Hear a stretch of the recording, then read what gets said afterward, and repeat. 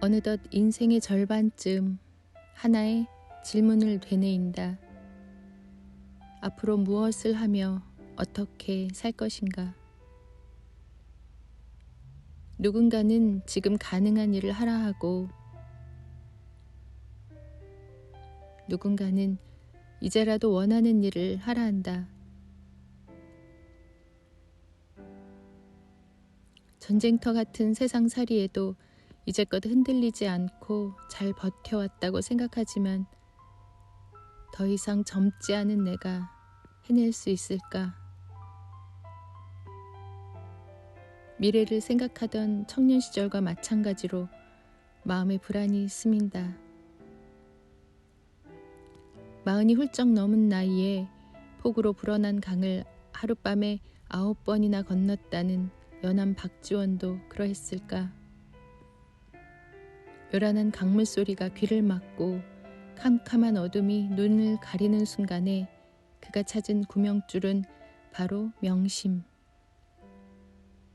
보고 듣는 것에 휘둘리지 않는 마음이었다. 건널 수 있다. 여기는 강이 아니라 드넓게 펼쳐진 아름다운 초원이다. 마음을 단단히 먹으니 세상에 장애물이 없어졌다.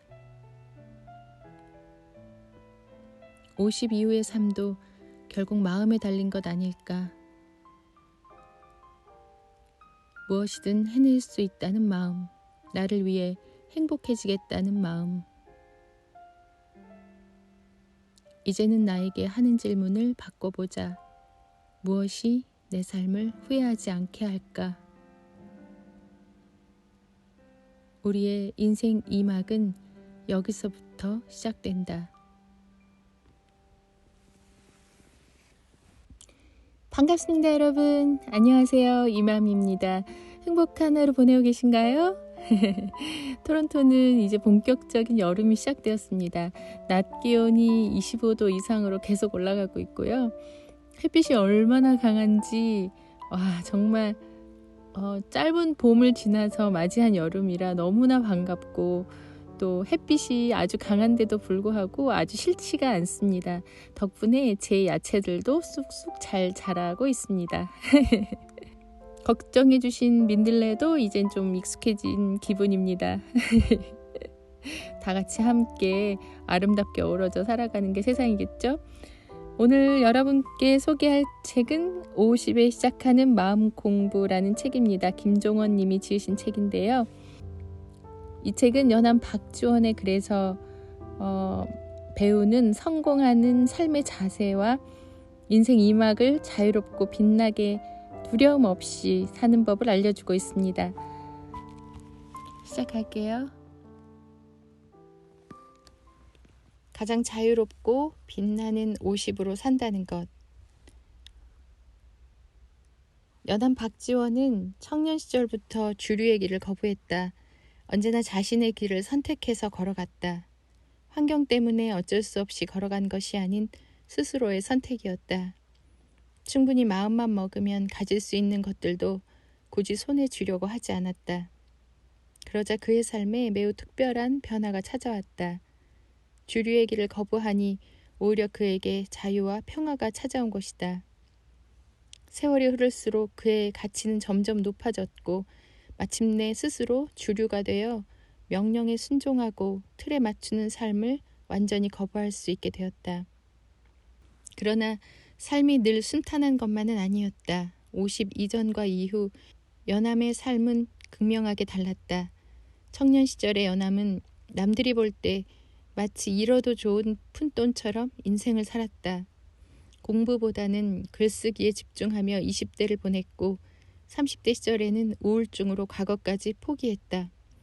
다른 사대부들이 돈과 명예를 추구할 때 그는 철저히 실학 연구에만 정진했다. 그러다 40대 중반에 큰 변곡점을 만든다. 8촌형 박명원의 수행원 자격으로 사신단에 끼어 청나라를 다녀오며 기록한 여행기 열하일기를 펴낸 것이다. 이후 연암은 50대에 이르러 조선 최고의 문장가로 인정받게 된다. 실로 자기 자신을 혁명한 것이다. 정확히 50이 되던 해 연암에게는 신분상의 큰 변화도 생겼다. 집안의 생계를 책임지기 위해 친구 유원호의 추천으로 늦은 나이에 좋은 구품의 말단 직책인 선공 감감역, 오늘날의 건축물 공사 감독관이 된 것이다. 그렇게 그간 거부했던 벼슬살이를 1768년 처음으로 시작하게 되었다. 사실 보통 사람이 이런 상황에 처하면 자리를 보존하기 위해 세상을 바라보는 시각과 태도를 바꾸게 마련이다. 그런데 연암은 그런 방식의 삶을 선택하지 않았다. 그는 여전히 자신의 삶을 고수했다. 주어진 업에도 충실했으며 일상에서도 여전히 자유와 창조성이 깃든 나날을 보냈다. 어떤 상황에서도 그는 가장 능동적으로 자신의 삶을 살아갔다. 삶의 갈림길에 설 때마다 그는 자신의 방식을 고수했다. 30의 연암, 40의 연암, 그리고 50 이후의 연암은 그 나이에 맞는 빛과 가치를 품고 있었고 그리하여 누구보다 자유로울 수 있었다.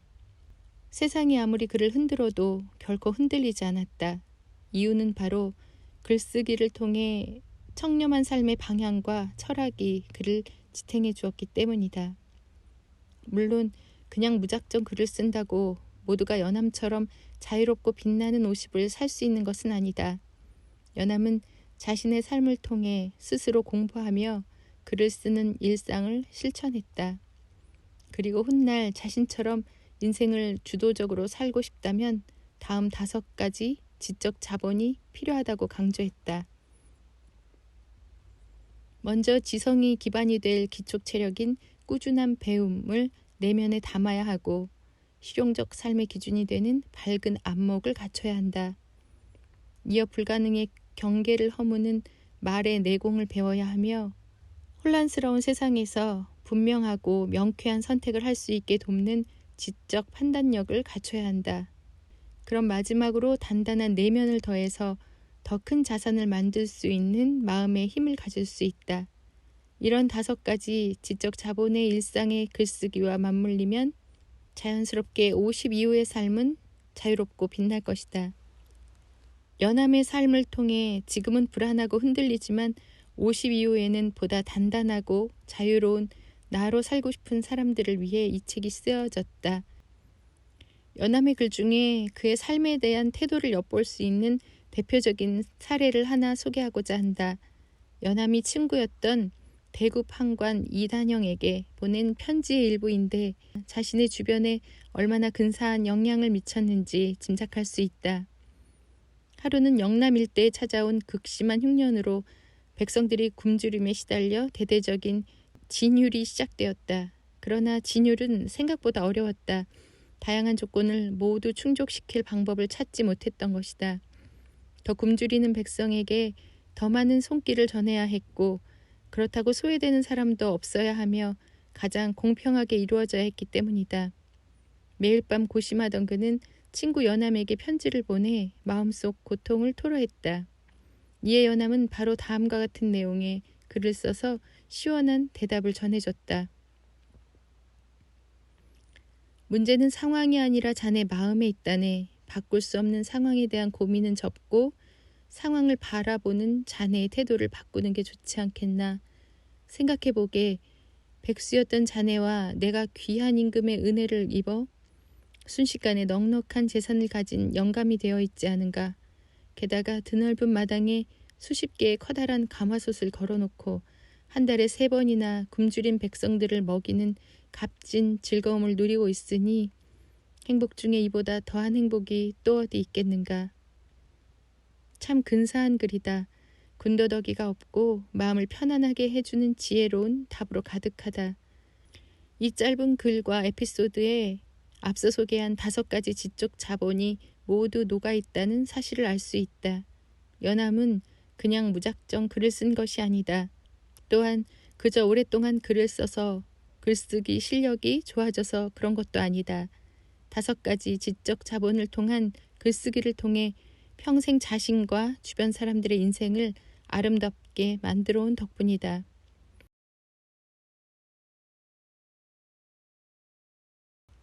1768년 무렵 32살 연암의 제자가 된 박제가의 신문집 초정집에 서문으로 써준 글 연암의 초정집서에는 매우 흥미로운 이야기가 나온다.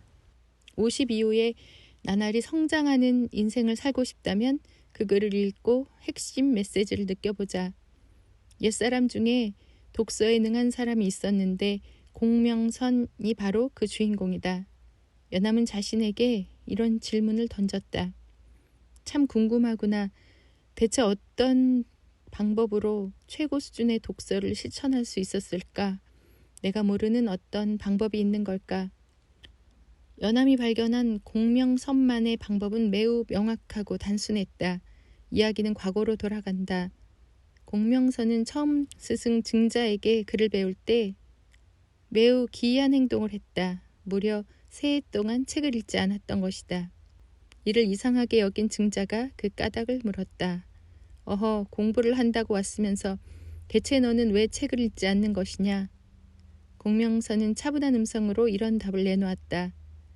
선생님이 가정에서 행동하고 말씀하시는 것을 제가 보고 들었고 어떤 자세와 태도로 손님을 대하는지 세심하게 보았으며 조정에서 일하실 때 어떤 원칙과 철학으로 임하시는지 모두 다 보았습니다. 그렇게 선생님의 일상에서 수많은 것을 보고 듣고 배웠지만 아직 저는 그것을 제 삶에서 실천하지 못하고 있습니다.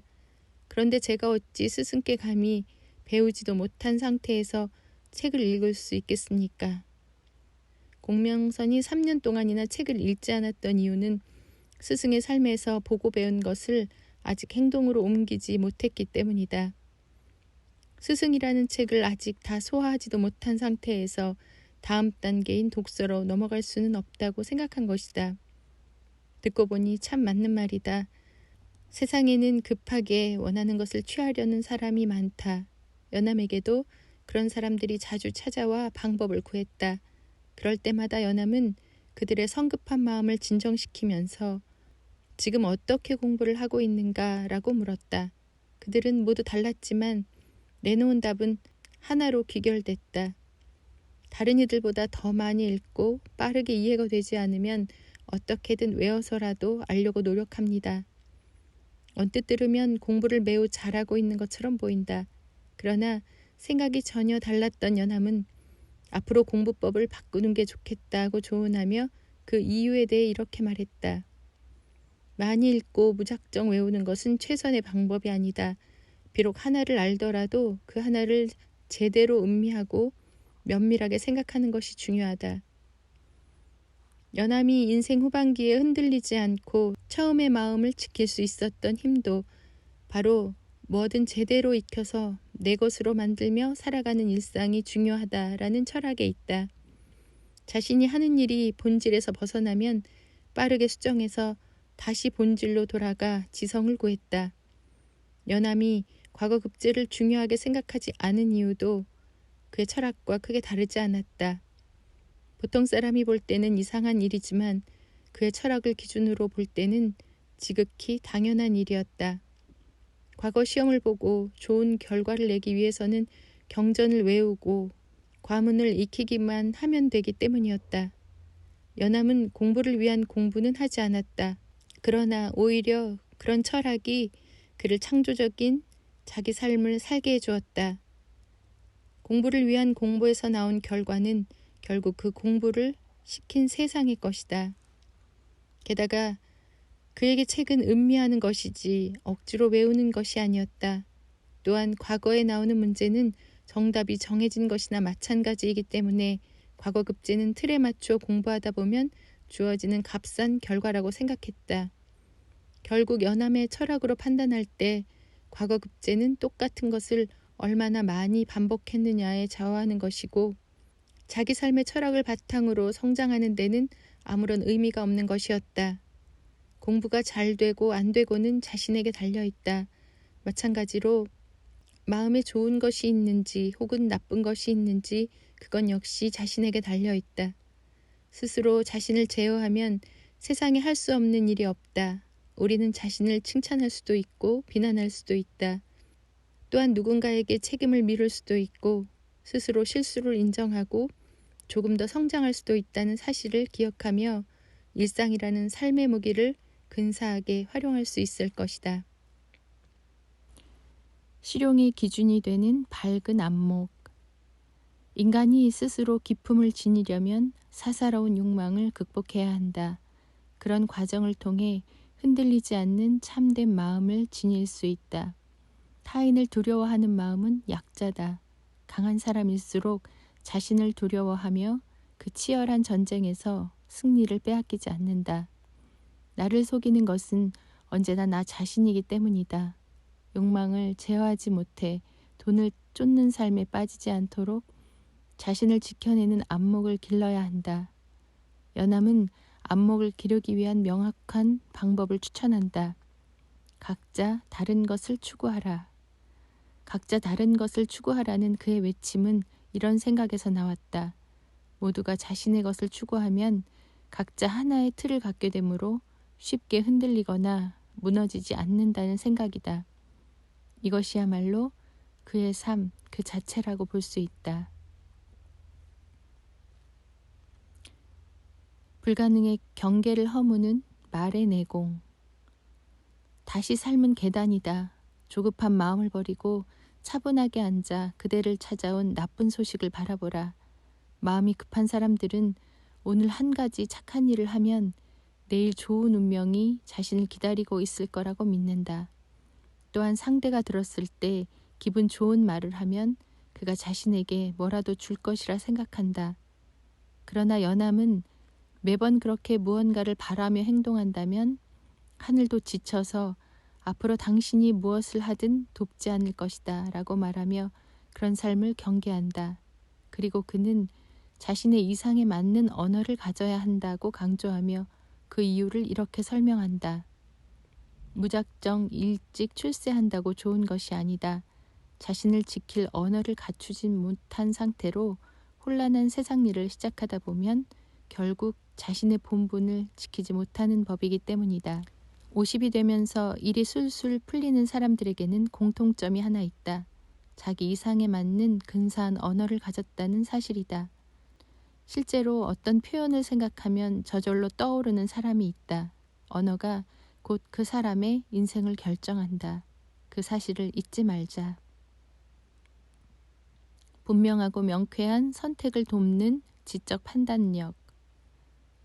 진실로 자신이 하고 싶은 일을 선택한다면 당장은 주변에서 볼 때 불안정한 상태처럼 보이지만 시간이 지날수록 삶이 점점 단단해진다. 이쯤에서 다시 자신에게 3가지 질문을 던져보자. 무엇을 하며 살아갈 것인가? 무엇이 내 삶을 후회하지 않게 만들까? 내가 살아가는 이유는 무엇인가? 내가 사람들에게 이런 식의 질문을 던져서 정말로 하고 싶은 일을 찾아주면 결국 그들의 입에서 나오는 말은 이런 것들이다. 그 일은 돈이 되지 않잖아요. 그건 사실 미래가 없는 일이잖아요. 대부분 사람들이 비슷한 생각일 것이다. 실제로 정말 많은 사람이 이렇게 묻는다. 이 부분에서는 자신에게 더욱 솔직해져야 한다. 연암의 삶은 오늘도 우리에게 뜨겁게 묻는다. 당신은 돈을 벌기 위해 태어났는가? 아니면 그날그날 할 수 있는 일을 하기 위해 태어났는가? 그도 아니면 생각만 해도 심장이 뛰는 그 일을 하기 위해 태어났는가? 나를 넘어서는 마음의 힘, 단단한 내면. 뜨거운 날의 햇볕, 굴곡이 심한 강, 미끄러운 이끼가 가득한 바닥. 그 강을 혼자 힘으로 말을 타고 건너야 하는 연암의 마음을 한번 상상해보라. 내가 지금 이게 무슨 고생인가 라는 생각이 절로 들 것이다. 만약 당신이 그런 처지에 놓인다면 무슨 생각을 할까? 앞이 깜깜해서 차라리 포기하는 게 현명한 선택일 수도 있을 것이다.